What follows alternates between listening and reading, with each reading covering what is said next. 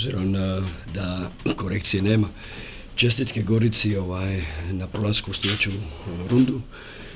Što se tiče utakmice, same utakmice vidjeli smo dva različita poluvremena.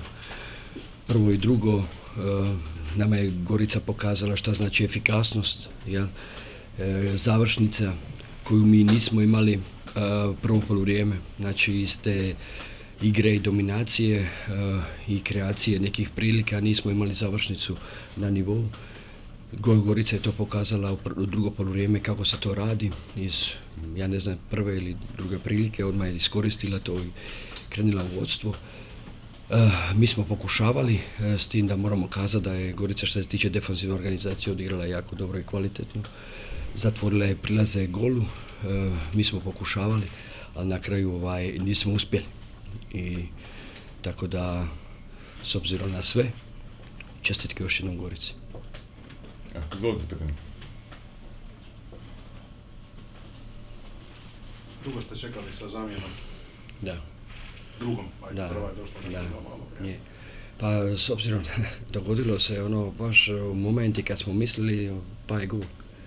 I onda morali smo neke stvari pogledati, ali sve u svemu ja mislim da je tokom utakmice i igrači koji su bili na terenu da nismo mi vidjeli neke probleme u smislu da je bilo podmus, da je neko bio tako u lošoj formi da ga se trebalo odmah mijenjati.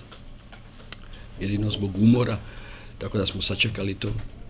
Onda je već rezultatski krenilo, tako da smo morali reagirati, ali sve u svemu, ajmo reći, nema nekih zamjerki da kažeš igrači neki su podbacili ili nisu htjeli ili nisu željeli, dapače. Navijači su zamjerili poprilično. A to je, bože moj, to je normalno. Mi smo isto razočarani prije svega, ali nismo prošli dalje, imali smo veliki cilj proći. Šta ćemo, neke stvari ne možeš ti korigirati, u kupu ne možeš korigirati, kupu moraš proći dalje. Mi nismo prošli dalje i mislim razočarenje je veliko je razočarenje, tako da ja razumijem navijače 100%. Isto tako, mi smo isto, ajmo reći, stvarno smo u slačionici jako, svi su utučeni. Da jednostavno sad se moramo uspraviti, pogledati prema naprijed za u subotu je sljedeća utakmica i tu moramo pokazati lice iz prvog poluvremena. Ja, stvar imate tu situaciju, ne možete više popraviti ovo, a vi imate isto protivnika za revanš u prvenstvu, da se dignete malo s tom pobjedom. Pa to je jedino pozitivno u svemu tome, eto utakmica je već u subotu, tako da je to pozitivno, da je jednostavno neke stvari jedva čekaš da korigiraš ono što si upropastio. Ova situacija sad u kupu se ne može više popraviti, to je to žalosno i zato razočarenje naše veliko. Kako sad na prvu gledate prema toj utakmici u subotu, koliko tu vidite prostora da se drugačiji ishod bude? Gledajte, prvo, meni nije jasno šta se dogodilo u drugom poluvremenu.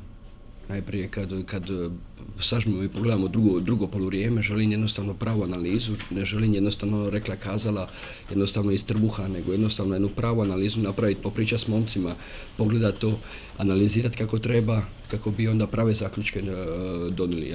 Ali činjenica to da u drugom poluvremenu nismo bili na nivou i to moramo analizirati i kazati šta smo prvo poluvrijeme dok je bilo dobro. Ja sam imao uvijek osjećaj da onaj zadnji pas, da onaj zadnji tik, da ona zadnja ona želja da balon preko linije, da ga daš, da ga baciš, jednostavno nije bila tu. Jednostavno nije fali nam taj killerski instinkt, jel?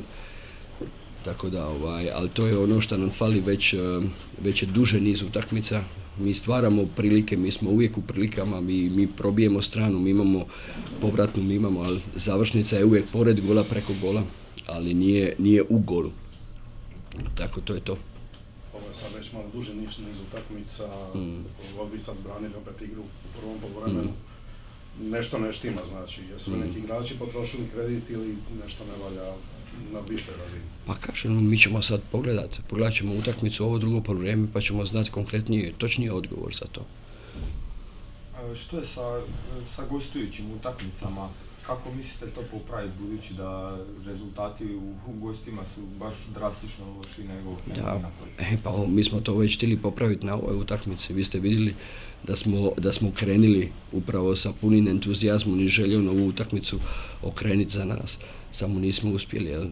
Utakmica se igra 95 minuta, mi smo odigrali 45 minuta jako dobro, a ostalo moramo popraviti ako želimo u gostima isto pobijediti.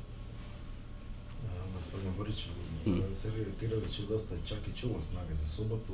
Vi ste izašli baš onako najbolje kao što možete biti u ovome času. Je li vas to moći? Pa ne, vi gledajte jednu stvar, ja mislim da mi smo tili, nama je cilj bio u utakmicu proći. I nema kalkulacije kod nas, mi moramo svaku utakmicu proći, jer mi smo ipak Hajduk. Gledajte jednu stvar, mi imamo kadar, široki kadar, mi moramo sad gledati prije svega, sad ćemo vidjeti sigurno na određenim mjerenjima koliko smo istrčali, koji su igrači ti koji su, ajmo reći, dobili udarce, jel, hoće li biti potrebne za promjenu. Ja znam da je Lovrić ima udarac, zbog udarca nije mogao igrati kompletnu utakmicu, ali kad je ušao onda je pokazao svoju klasu, jel. I to je tako da čovjek odluke danas, jel.